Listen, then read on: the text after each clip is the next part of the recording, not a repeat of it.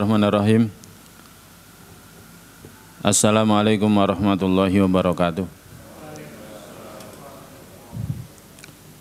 Innal hamdalillah nahmadullah wa nasta'inuhu wa nastaghfiruh wa nastahdi wa na'udzu billahi min syururi anfusina wa min sayyiati a'malina may yahdihillahu fala mudilla lahu wa may yudlilhu fala hadiyalah. Asyhadu an la ilaha illallah wahdahu la syarikalah wa asyhadu anna Muhammadan abduhu wa rasuluh la nabiyya wa la rasula ba'da. Nusalli wa nusallim ala Rasulillah wa nabiyillah Muhammad sallallahu alaihi wasallam wa ala alihi wa ashabihi wa man tabi'ahum bi ihsanin ila yaumil qiyamah. Amma ba'd, qala Allah Ta'ala fi kitabil karim, a'udzu billahi minasyaitonir rajim. Ya ayyuhalladzina amanu taqullaha haqqa tuqatih wa la tamutunna illa wa antum muslimun. Al-ayah. Ikhwatal iman jamaah sekalian yang dirahmati oleh Allah Subhanahu wa taala, alhamdulillah kita memuji syukur kepada Rabb kita Allah Jalla wa Ala yang memberikan banyak sekali karunia kepada kita. Karunia usia yang tidak bisa dinilai dengan rupiah, pun kesehatan yang sangat berharga nilainya pun tidak bisa dinilai dengan rupiah. Mata kita, telinga kita, paru, jantung kita, ginjal kita saja, walaupun ada orang yang berhasil mencangkok ginjalnya, tetap tidak bisa dinilai dengan rupiah. Apalagi karunia Allah berupa taufiknya, karunia yang lebih baik dari dunia beserta isinya, karena karunia taufik akan membuat kita bahagia, selamat dunia kita, apalagi akhirat kita, kehidupan kita yang sebenarnya, yakni di surga Allah Ta'ala. Maka kita harus bersyukur pada saat kita masih diberikan taufik oleh Allah untuk sholat berjamaah, untuk zikir, bahkan menghadiri majelis ilmu, termasuk majelis ilmu pada malam hari ini, yakni mengkaji tentang teladan kita, Nabi kita Muhammad sallallahu alaihi wasallam. Ini adalah karunia yang tidak terkira, yang kita harus senantiasa mensyukurinya dan berharap karunia seperti ini terus dicurahkan kepada kita, karena kebaikannya akan terasa nanti setelah kematian kita. Tak lupa salawat serta salam senantiasa kepada kita Muhammad sallallahu alaihi wasallam, teladan yang sempurna, contoh yang tiada duanya. Seluruh kehidupannya adalah uswah yang hendaklah kita senantiasa mengikutinya, menaatinya, dan yang tidak kalah penting mencintainya. Karena kalau kita cinta, kita akan dikumpulkan dengan beliau sallallahu alaihi wasallam. Seperti sabda Nabi sallallahu alaihi wasallam ketika ditanya oleh seorang sahabat bahwa tidak ada yang dia siapkan untuk menghadapi kehidupan akhir kecuali cinta dia Allah Ta'ala dan Rasulnya. Nabi SAW mengatakan almar'u ma'a man habba, seseorang akan dikumpulkan dengan siapa yang dia cintai. Seperti ngaji yang sirah, perjalanan hidup. Sirah itu artinya perjalanan hidup, dari kata saro yasiru sirotan, perjalanan hidup nabawiyah, kenabian. Semoga menumbuhkan cinta kita kepada Nabi kita. Kalau kita baca biografi orang, kita bersemangat agar bisa meneladaninya, tumbuh cinta kita kepadanya, maka kepada Nabi kita seharusnya lebih utama. Para jamaah sekalian yang dirahmati Allah, pada malam hari ini kita akan bahas tentang nasab dan keluarga beliau. Mungkin kita bertanya, apa sih bahas nasab Nabi? Kita saja mungkin nggak pernah membahas nasab kita. Iya atau enggak? Iya. Kita nggak pernah bahas nasab kita. Tapi kenapa kita bahas nasab Nabi kita sallallahu alaihi wasallam? Prof Zaid ketika mengawali kitabnya, kitab fikih sirah, dia menyebutkan di antara prinsip diketahui seorang hamba setelah kewajiban mengenal Allah. Ketika seseorang berjalan di atas agama ini, wajib bagi dia mengenal Allah, mengenal agama. Baru yang ketiga, mengenal utusannya, Nabi kita Shallallahu Alaihi Wasallam. Nah, mengenal Nabi kita Shallallahu Alaihi Wasallam itu terkandung di dalamnya 5 hal. Jadi mengenal Nabi Shallallahu Alaihi Wasallam itu mengenal 5 hal. Jadi mengenal Nabi kita Shallallahu Alaihi Wasallam mengenal 5 hal. Yang pertama apa? Beliau akan mengenal nasab beliau Shallallahu Alaihi Wasallam. Mengenal nasab beliau. Jadi tentang man nabiyuka, siapa nabimu. Ini kan prinsip yang wajib diketahui seorang hamba. Ya, prinsip yang wajib diketahui seorang hamba. Yang pertama adalah mengenal man rabbuka, siapa Rabbmu. Maka di sini ada kajian akidah, ya kan? Kemudian pembahasan lebih detailnya ada tauhid rububiyah, kemudian tauhid uluhiyah, kemudian tauhid asma wa sifat. Mengkaji tentang nama dan sifat Allah. Bahkan sekarang berkembang ilmu namanya fikhu al asma wa sifat, fikih asma dan sifat. Mungkin suatu ketika perlu kita kaji kajian seperti ini. Ada kitabnya, Syekh Abdul Razak Hafidhullah Ta'ala yang menulisnya. Maka kita harus mengenal juga agama kita. Baru yang berikutnya, kita harus mengenal Nabi kita Sallallahu Alaihi Wasallam. Nah, tentang Nabi kita Sallallahu Alaihi Wasallam yang pertama adalah mengenal nasab beliau. Bahwa dia adalah manusia termulia dari sisi nasab dan keturunan. Manusia termulia dari sisi nasab dan keturunan. Dia itu punya nasab yang tertinggi. Punya nasab yang tertinggi. Nah, oleh karena itu ini menunjukkan betapa pentingnya kita mempelajari nasab dan keluarga Nabi kita Sallallahu Alaihi Wasallam. Selain daripada mempelajari yang lainnya seperti mengenal tempat dan tanggal lahir serta tempat hijrahnya, kemudian mengenal masa kenabian, ya kan? Kemudian penjelasan beliau menjadi nabi dan rasul, kemudian penjelasan beliau diutus dan faktor-faktor yang melatar belakangi kenapa beliau diutus. Ini penting. Dan pelajari nasab sebagaimana tadi dikatakan, ini yang pertama.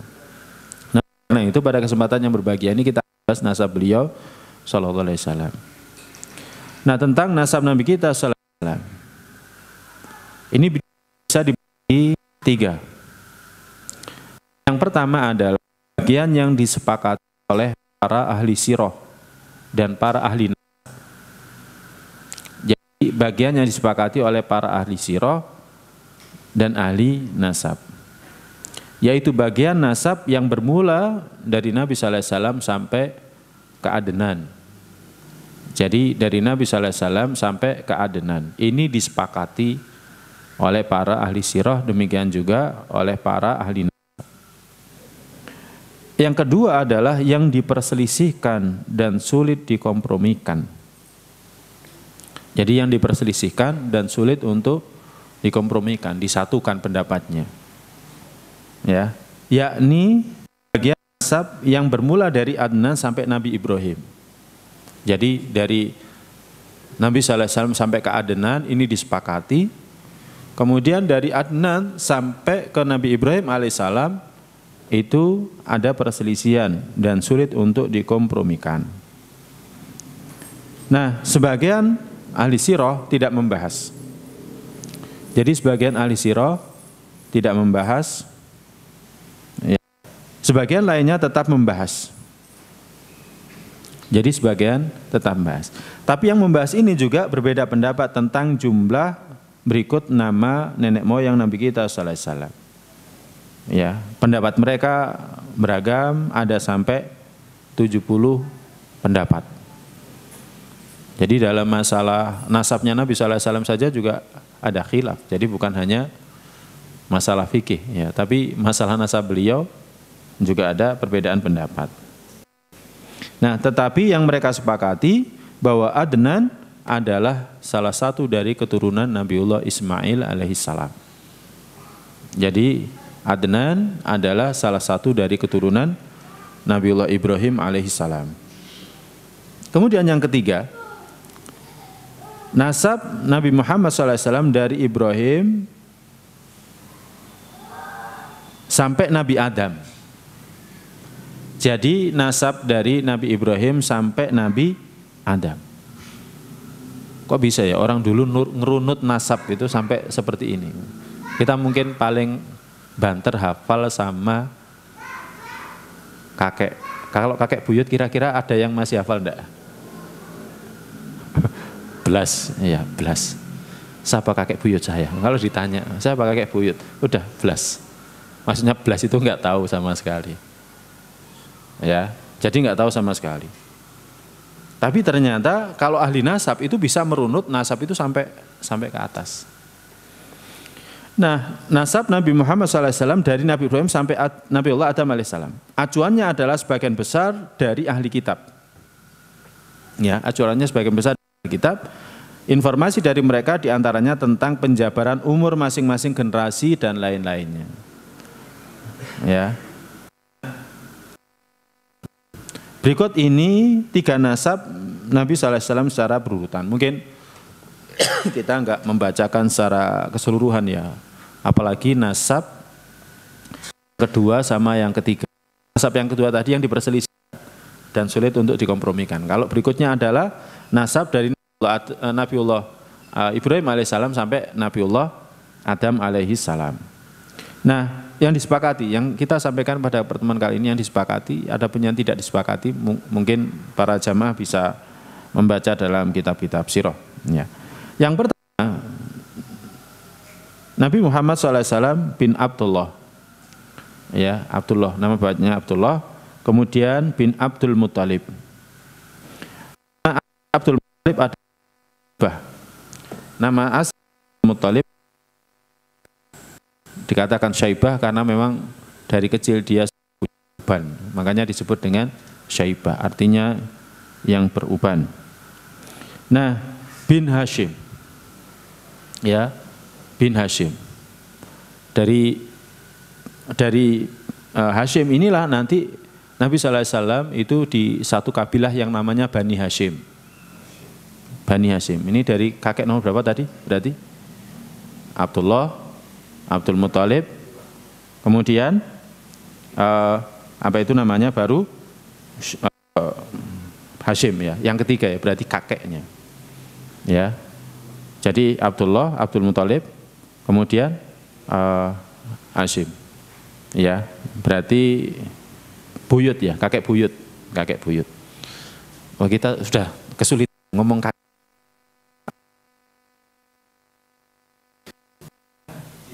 Cicit ya, cicit, ya itu orang Jawa Tulen itu.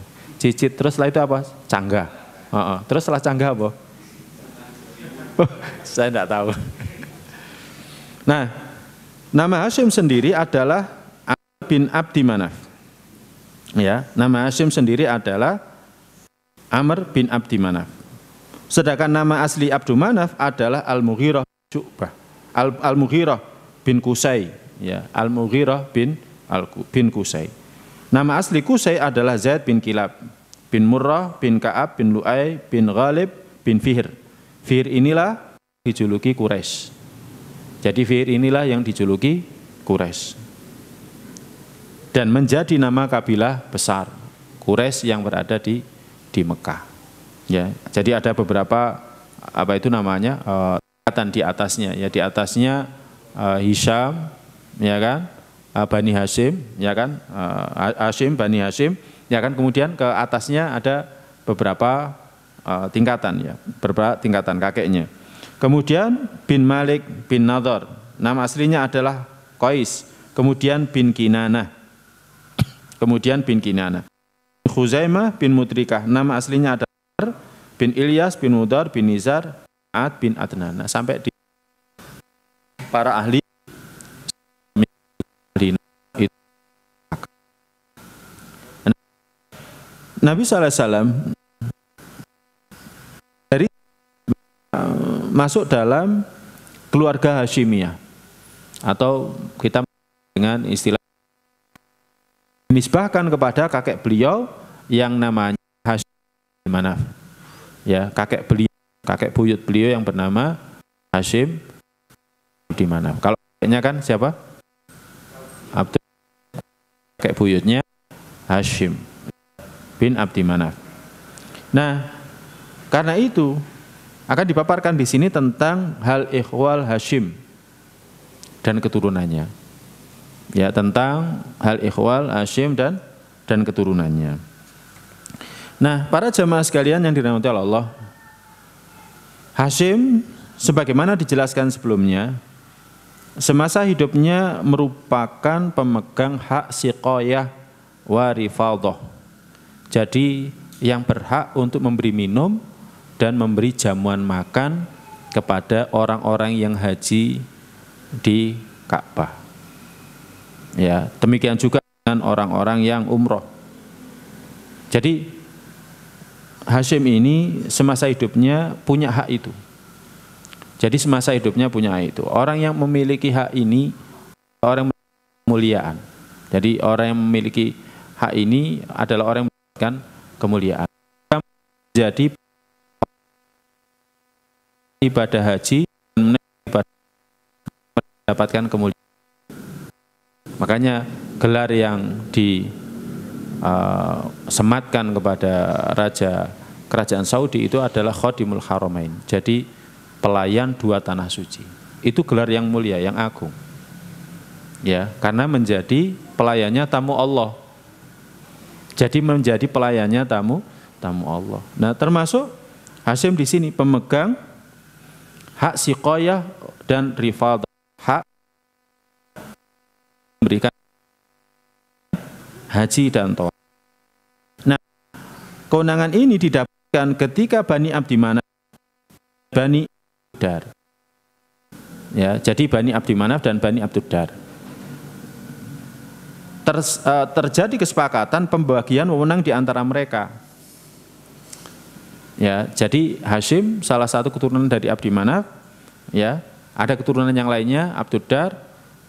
Itu terjadi perselisihan, kemudian mereka melakukan kesepakatan membagi wewenang siapa mereka yang berhak untuk memberikan minum dan makan kepada tamu-tamu Allah yang datang ke tanah suci, ke Ka'bah. Nah, Hashim dikenal sebagai orang yang berada, dia orang yang mulia, orang yang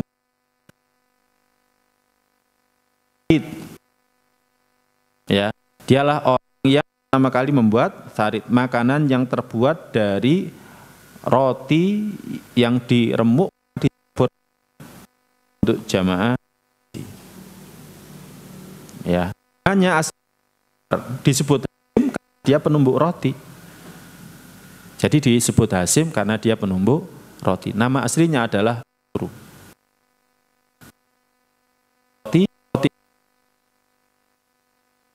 Akhirnya dia digelari dengan Hashim.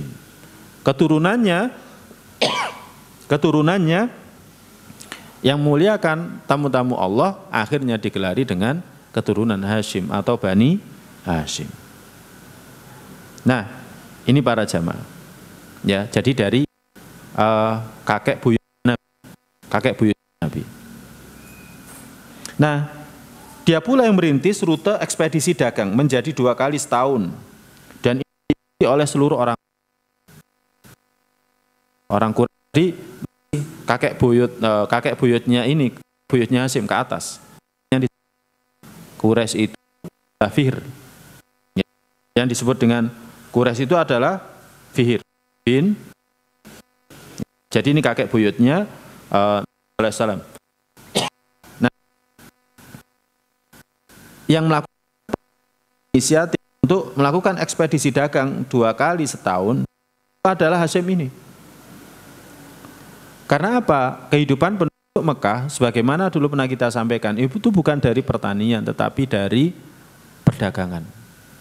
Jadi mereka hidup dari perdagangan, bukan dari pertanian.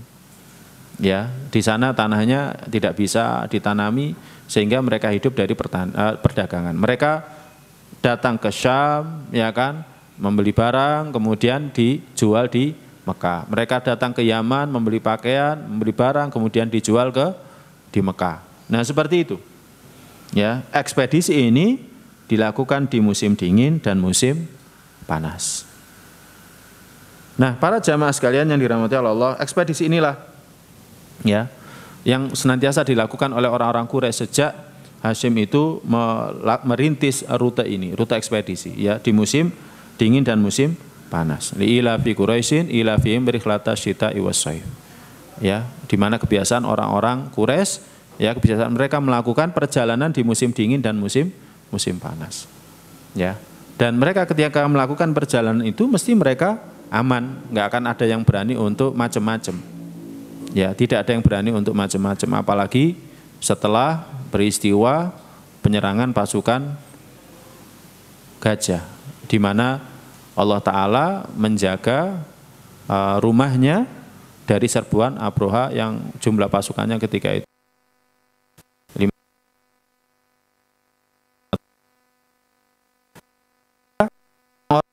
di Jazirah semuanya meyakini bahwa tanah haram itu adalah tanah suci dan penduduk yang berada di sana adalah penduduk yang dimuliakan oleh Allah Ta'ala, maka nggak akan ada yang berani macam-macam kepada mereka.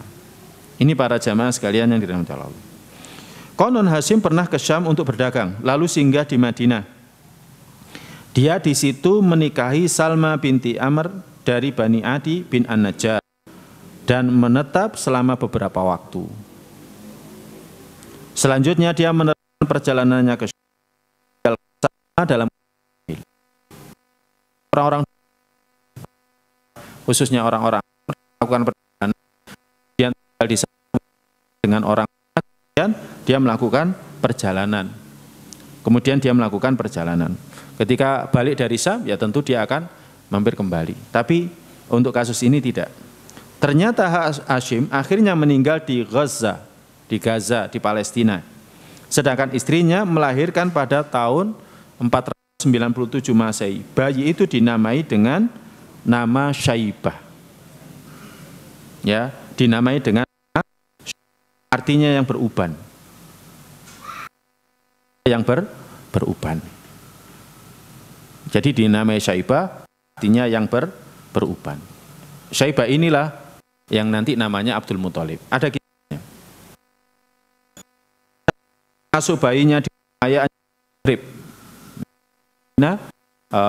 Adalah Rib. Berubah menjadi Madinah ketika Nabi SAW hijrah dari Mekah. Tidak satupun keluarga Bani Hashim di Mekah yang mengetahui hal ini. Tidak satupun. Tidak satupun. Kalau misalkan Hashim punya keturunan di Yathrib. Tidak satupun. Ya. Enggak satu pun.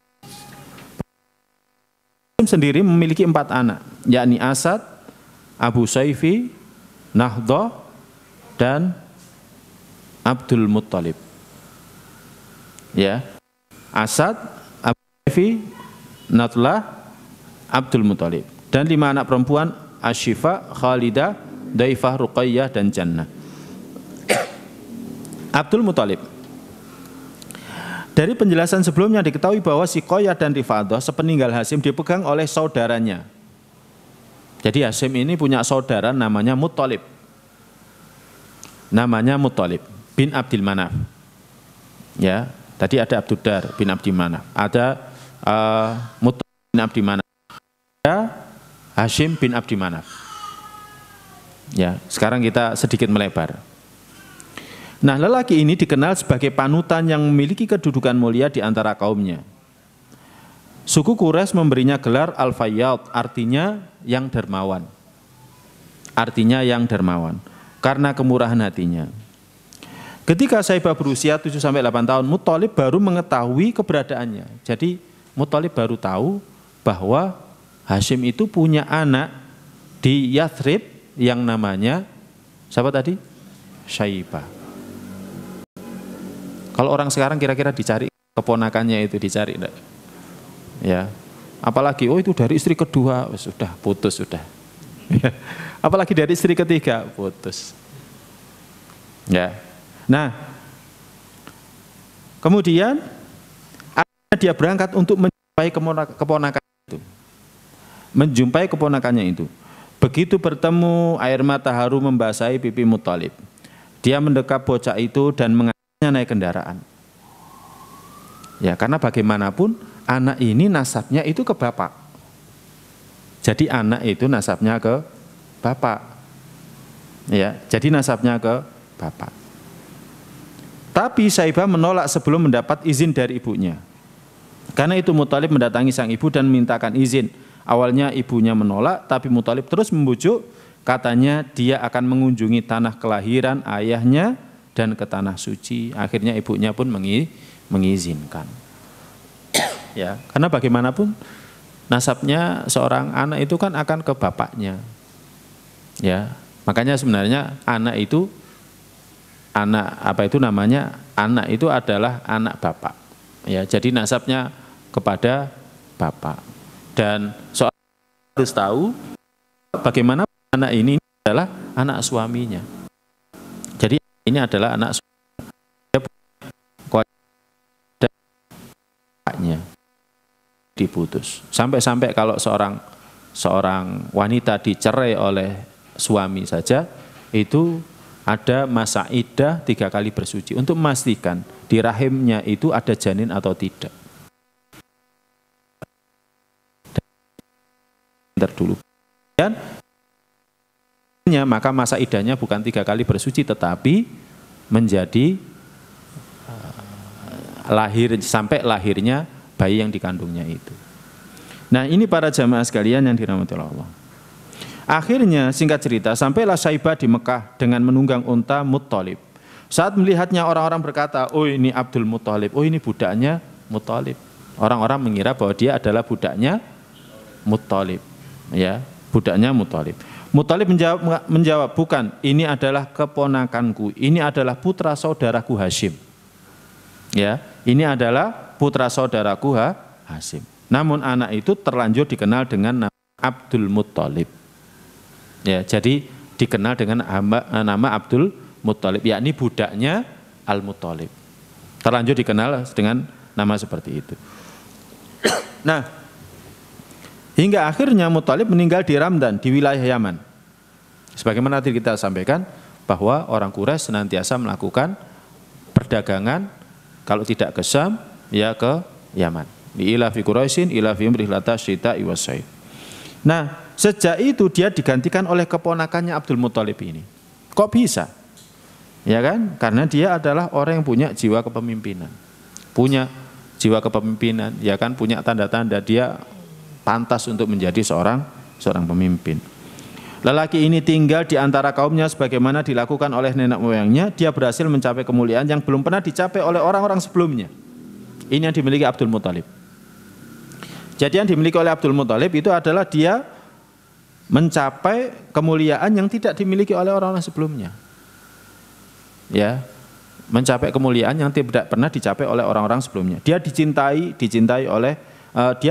dan dimuliakan oleh kaumnya. Ini sebagaimana disebutkan dalam Sirah Ibnu Hisham. Nah, saat Muthalib meninggal. Tadi, Muthalib siapa tadi? Saudaranya Hashim. Naufal melampas rumah, kekuasaan dan harta benda Abdul Muthalib. Saat Muthalib meninggal, Naufal merampas rumah, kekuasaan, harta benda Abdul Muthalib. Abdul Muthalib minta bantuan tokoh-tokoh Quraisy untuk menghadapi pamannya itu. Namun mereka mengatakan, kami tidak mau mencampuri urusanmu dan pamanmu.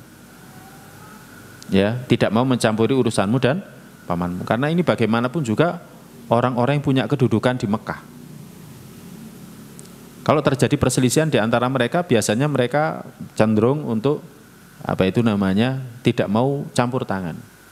Ya, karena bagaimanapun mereka ini sesama orang-orang yang mulia. Dampaknya nanti, ya, ketika terjadi perselisihan antara Nabi Sallallahu Alaihi Wasallam dengan orang-orang kafir Quraisy, maka orang-orang Mekah yang berada di Jazirah Arab, mereka itu senantiasa menunggu ini yang benar siapa, karena kedua-duanya itu adalah penghuni, pemimpin di tanah suci.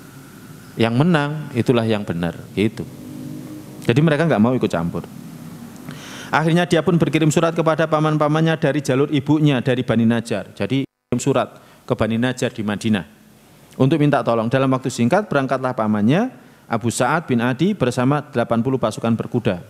Sewaktu mereka sampai di perbatasan kota Mekah, Abdul Muthalib menemui pamannya dan berkata, singgah dulu wahai paman.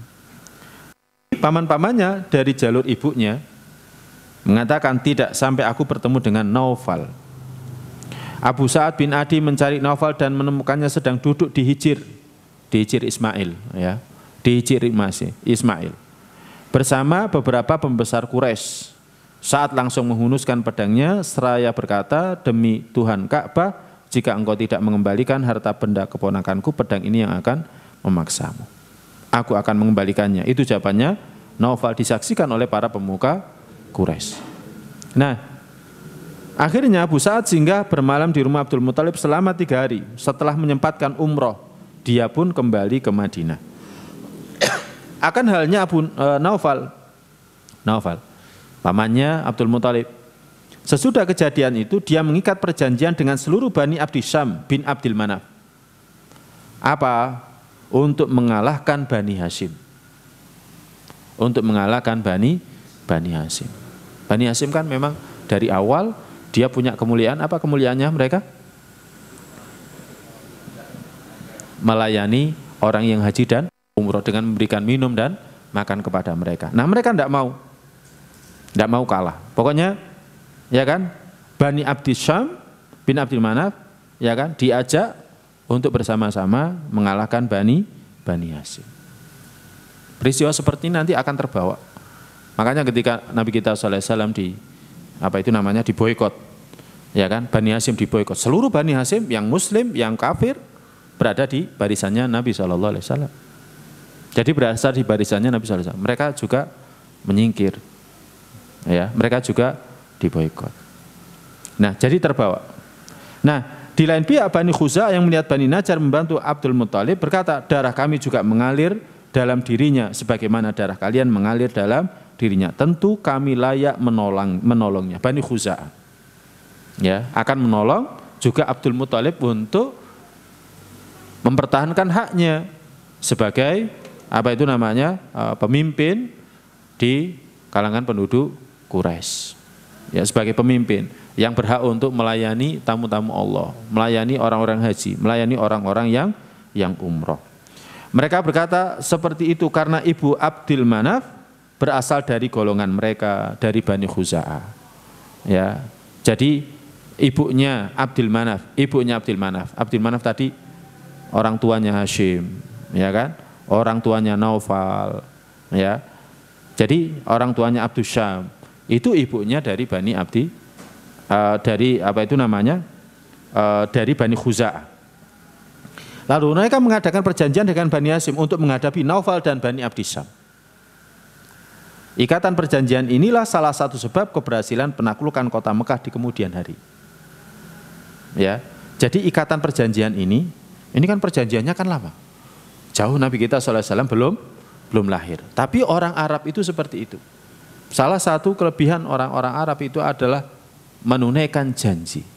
Kalau mereka sudah janji, maka dengan janjinya itu mereka rela pun sampai harus mengorbankan nyawa, harus mengorbankan harta. Dan ini terbawa. Jadi janjinya itu terus terbawa sampai nanti penaklukan kota Mekah di kemudian hari. Nah, ini para jamaah sekalian yang dirahmati Allah.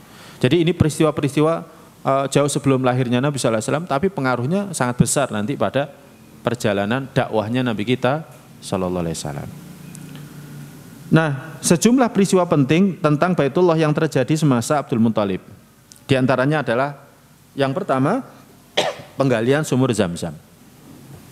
Para jamaah sekalian yang dirahmati Allah, sumur Zam-Zam itu lama tidak diketemukan. Jadi sumur Zam-Zam itu lama tidak diketemukan. Jadi tidak diketemukan sumbernya.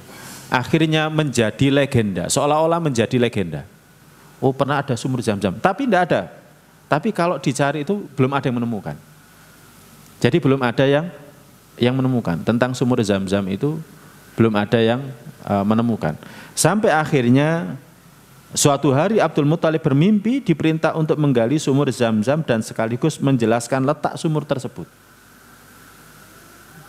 Jadi dalam beberapa masa, jadi sumur Zam-Zam itu tidak diketemukan. Jadi ditutup, memang sengaja ditutup, ya kan? Karena pernah terjadi penyerangan, ya kan? Dan perbendaharaan orang-orang dari suku Jurhum itu diamankan di sana, kemudian ditutup, ya, kemudian ditutup. Maka dipatuhinya lah perintah itu. Jadi perintah itu dipatuhi oleh Abdul Muthalib sampai akhirnya berhasil menemukan sumur yang dimaksud. Dan baru setelah itu sumur Zam-Zam itu betul-betul diketemukan. Ya, dan masih ngalir airnya ya sampai sekarang. Jadi sumur Zam-Zam dulu pada masa ibunda Nabiullah Ismail alaihissalam Hajar itu ada, ya, kemudian sampai berapa masa lamanya, ya kan, itu terus ada, ya kan, haji umroh terus terjadi di situ. Kemudian karena pernah terjadi satu penyerangan sampai akhirnya orang-orang Jurhum, ya kan, menutup itu semuanya dengan perbendaharaan mereka, ya kan, ditimbun, akhirnya sumur Zam-Zam itu menjadi legenda, tidak diketemukan sampai akhirnya pada masanya Abdul Muthalib. Nah, ternyata di dalam sumur ditemukan peninggalan kabilah Jurhum yang sengaja dipendam di saat mereka diusir dari Mekah. Ada sejumlah pedang, ada baju besi, ada 2 ikat emas batangan, dan beberapa pedang tadi Abdul Muthalib membuat pintu Ka'bah. Jadi dengan beberapa batangan tadi, batangannya dihancurkan, kemudian untuk pintu Ka'bah dihias dengan lempengan emas temuannya. Nah, dia memegang hak memberi minum jamaah haji dengan air Zam-Zam. Akhirnya sudah ditemukan itu, dia yang akhirnya berhak untuk memberikan jamaah haji minum dari air Zam-Zam itu.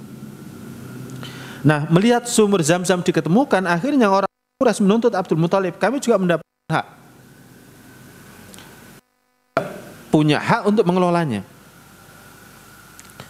Ya, orang kalau sudah ketemu itu biasanya pada rebutan, tapi kalau tidak diketemukan, ya biasanya diam-diaman saja, nggak mau susah payah. Nah, Abdul Muthalib menolak, tidak, ini adalah hak khusus yang diberikan kepada dia, karena dia yang menemukannya, dia yang mendapatkan mimpi untuk menggali sumur Zam-Zam itu, dia mendapatkan mimpi itu. Akhirnya orang-orang Quraisy bersikeras, akhirnya mereka sepakat untuk menyelesaikan masalah ini dengan mengadukannya kepada seorang dukun perempuan dari Bani Sa'ad Hudzaim di pinggiran Syam. Jadi untuk menyelesaikan perselisihan ini, mereka sepakat untuk mendatangi seorang dukun perempuan dari Bani Sa'ad Hudzaim. Ya, ini berarti dukunnya terkenal. Dia dukun, memang dukun. Dan dukun pada masa sebelum Nabi SAW diutus itu ramalannya tepat, sering tepat. Tuh, iya.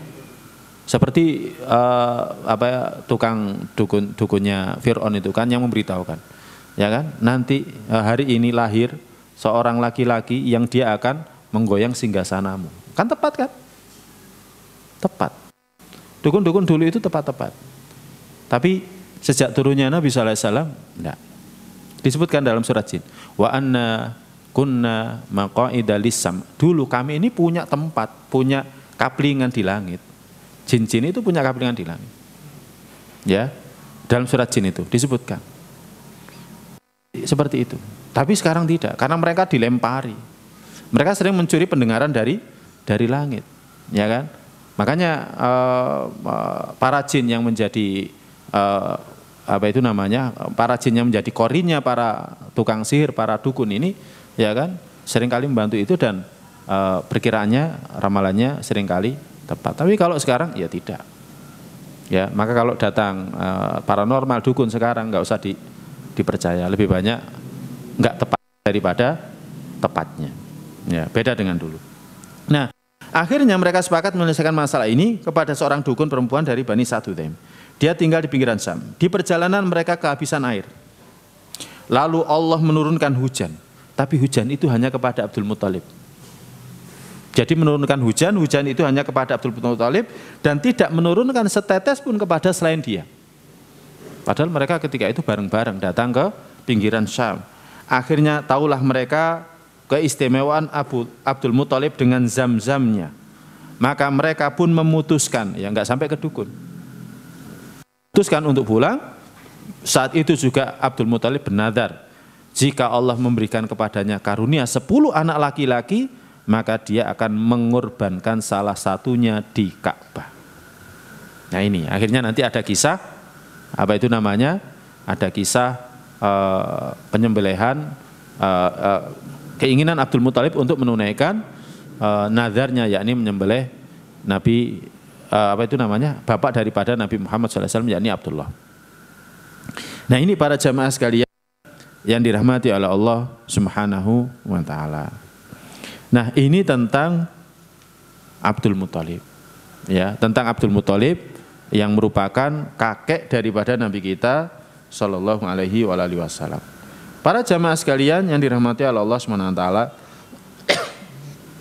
sampai di sini kita perlu juga mengkaji ya. Kita juga perlu mengkaji apa rahasia Rasulullah SAW terpilih dari suku yang terhormat. Ya, apa rahasia Rasulullah SAW terpilih dari suku yang terhormat? Nah, disebutkan dalam kitab fikih sirah, di antara hikmahnya adalah agar misinya yang mengajak manusia kepada al-muwasatu, persamaan derajat, dan penegakan keadilan, tetap terbangun di atas landasan yang kokoh. Jadi landasannya kokoh, landasannya kuat, ya. Jadi landasannya kokoh, landasannya kuat. Karena apa? Karena Nabi SAW sendiri nasabnya sudah tinggi. Nabi SAW nasabnya sudah tinggi. Masyarakat Arab ketika itu, ya kan? Masyarakat Arab ketika itu, sebagaimana masyarakat pada masa itu juga, ya kan? Masih ada kasta-kasta, ya kasta Buddha. Kemudian kasta orang-orang merdeka sendiri juga bertingkat-tingkat. Jadi seperti itu, budak itu seperti barang, bahkan bisa diwariskan, dan lain sebagainya. Nah, ketika Nabi SAW dilahirkan dari nasab yang tertinggi, nasab yang paling mulia, nasab yang paling baik, ketika dia mengajak kepada, apa itu namanya, al-muwasatu, pada persamaan, ya, pada persamaan, egaliter, pada persamaan, maka tentu seruannya ini kuat. Kenapa? Karena dia sendiri sudah tinggi kedudukannya.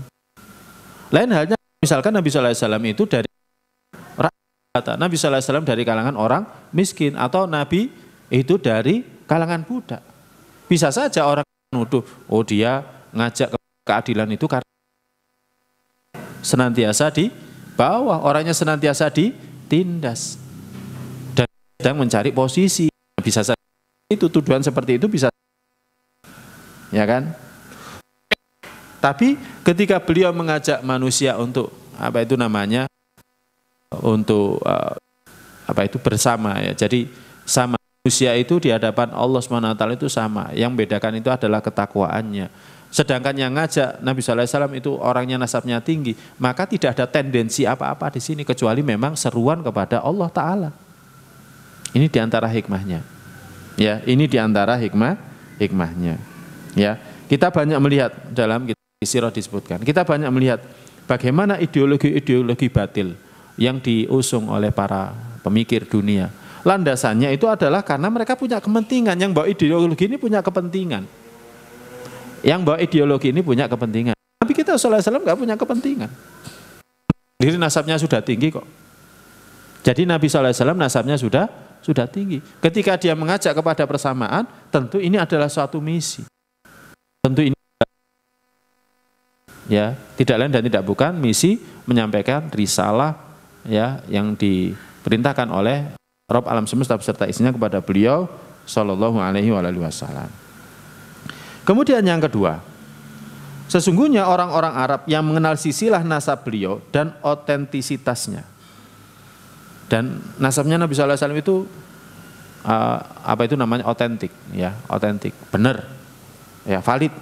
Maka tidak ada keberatan bagi mereka untuk bergabung di bawah benderanya. Oh, ini orang mulia, orang mulia. Kayak para jamaah sekalian yang dirahmati Allah. Kalau seorang raja, memang dia turunan raja. Kemudian dia mengajak rakyahnya untuk berjuang bersama dia. Tentu seruannya itu akan mudah didengarkan. Karena apa? Memang dia nasabnya tinggi. Dia nasabnya tinggi. Nah, ketika Nabi sallallahu alaihi wasallam menyeru manusia kepada Allah Ta'ala, menyembah hanya kepada Allah, Rabbul Ka'bah, tidak kepada selain Allah, yang mana dia bukan pemilik Ka'bah, maka seruannya akan lebih bisa diterima jika dibandingkan dengan Abu Sufyan. Pernah meriwayatkan dalam kitab Sahih Bukhari, ya kan, ketika ditanya oleh Heraklius, apakah orang yang ngaku nabi ini dia orangnya punya nasab di antara kalian? Maka Abu Sufyan mengatakan, "Na'am huwa dzu nasabin." Iya, dia punya nasab yang baik, yang bagus. Jadi diakui. Apa jawabannya Heraklius di akhir? Dia mengatakan, "Hakada ar-rusul." Seperti itulah para rasul. Para rasul itu nasabnya bagus-bagus. Jadi para rasul itu nasabnya bagus-bagus. Nasabnya tinggi. Ya, berarti memang dia betul-betul rasul. Ya, Heraklius sampai di akhir mengatakan, kalau yang kamu katakan itu benar dan dia berada di sini, akan aku basuh kakinya. Ya, akan aku basuh kaki. Nah, jadi sekali lagi, ya, ketika Nabi sallallahu alaihi wasallam memiliki nasab yang tinggi, maka ketika beliau mengajak manusia bergabung di daerahnya, di bawah seruannya, maka akan mudah bagi mereka untuk merespon. Karena yang ngajak adalah orang yang dzu nasabin. Ya. Nah, padahal orang-orang kafir saja berkata, meskipun beliau memiliki nasab yang tinggi, mereka mengatakan, wa qalu laula nuzila hadzal qur'anu ala rajulin minal qaryataini adzim. Mereka mengatakan, mengapa Al-Qur'an ini tidak diturunkan kepada seorang besar dari salah satu dari dua negeri, yakni Mekah dan Taif ini. Ya. Itu saja mereka masih ngomong. Ya, padahal Nabi sallallahu alaihi wasallam sudah jelas-jelas nasabnya itu tinggi. Jika dibandingkan dengan penduduk Taif, ya masih lebih tinggi nasabnya Nabi sallallahu alaihi wasallam. Karena orang Taif sendiri kan mesti juga haji. Orang Taif sendiri juga mesti umroh. Orang-orang dari Jazirah Arab, ya kan, sejak masanya sepeninggal Nabiullah Ismail alaihissalam masih senantiasa haji dan umroh ke Ka'bah. Termasuk orang Taif. Ya kan? Maka kalau misalkan yang diangkat menjadi rasul itu adalah penghuni daripada tanah suci, yakni Ka'bah, ya kan, tentu nasabnya lebih tinggi, ini lebih berhak. Ya, ini lebih berhak. Nah, ini para jamaah sekalian yang dirahmati Allah. Kemudian yang ketiga, yang terakhir ya, untuk kesempatan untuk sesi ini, keberadaan Rasulullah SAW berasal dari kabilah yang terhormat, maka manfaatnya akan kembali kepada beliau dalam bentuk perlindungan dan pembelaan. Nah, ini nanti. Ya, makanya karena dia dari kabilah terhormat, maka nanti bentuknya pada pembelaan, bentuknya pada perlindungan. Seperti tadi kita sampaikan, pada saat terjadi tahun pemboikotan, maka seluruh Bani Hasyim memboikot. Karena bagaimanapun orang dari seluruh Bani Hasyim, kabilah Bani Hasyim ini orang-orang mulia. Mereka yang punya hak untuk memberikan minum, memberikan makan kepada jamaah haji, orang-orang yang umroh. Mereka ini adalah pelayan-pelayan daripada tamu Allah. Ini kedudukan yang mulia. Ketika ada satu dihinakan, mereka tidak terima. Ini juga diantara salah satu kebaikan, ya, salah satu hikmah yang disebutkan oleh Syekh Sofirul Manbarufiri. Kenapa risalah itu diletakkan di Arab? Ya, diletakkan di Arab. Risalah itu di Arab, kok bukan di Jawa, kok bukan di Sunda, ataupun di di Maluku, ya kan, ataupun di Cina, ataupun di Afrika. Kenapa kok di Arab? Ya, karena di antara sifat-sifatnya orang-orang Arab itu adalah teguh dalam memegang janji. Ya, bahkan mereka rela mengorbankan jiwa, raga, harta mereka untuk menunaikan janji-janji mereka. Nah, seperti itu. Jadi manfaatnya adalah kembali kepada beliau. Beliau dilindungi, beliau dibela. Hamzah radhiyallahu ta'ala anhu. Awal mula masuk Islamnya dia, itu adalah kepada pembelaan. Hamzah itu pamannya Nabi plus saudara sepersusuan. Ya, usianya setara ya sama Nabi sallallahu alaihi wasallam setara. Orang-orang dulu kan kayak gitu ya. Jadi bapaknya punya apa itu namanya anak saat pertama punya anak. Jadi anaknya jadi seumuran gitu kan. Nah, pada saat Nabi SAW disakiti oleh apa itu namanya Abu Jahal di Ka'bah. Ketika itu Hamzah radhiyallahu ta'ala datang dari berburu, ya kan, sambil membawa hasil buruannya berupa singa. Dia ini burunya bukan berburu kijang, tapi berburu singa. Ya kan, memang orang kuat ya orang ini. Melihat Nabi SAW keponakannya itu dianiaya, tidak terima dia. Akhirnya dia mengatakan saya Islam. Memangnya mau apa, gitu kan? Jadi seperti itu. Ya, tapi seperti itu akhirnya keislamannya.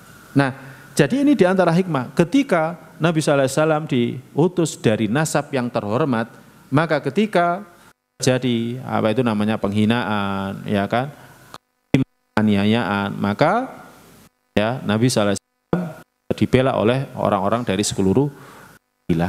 Kan orang terhormat, masa diperlakukan seperti ini? Nah, ya. Cukupkan sampai di sini pembahasan kita. Kita mohon ampun kepada Allah Ta'ala. Kita akhiri dengan doa penutup majelis. Subhanakallahumma bihamdika asyhadu an la ilaha illa anta astaghfiruka wa atubu ilaik. Assalamualaikum warahmatullahi wabarakatuh.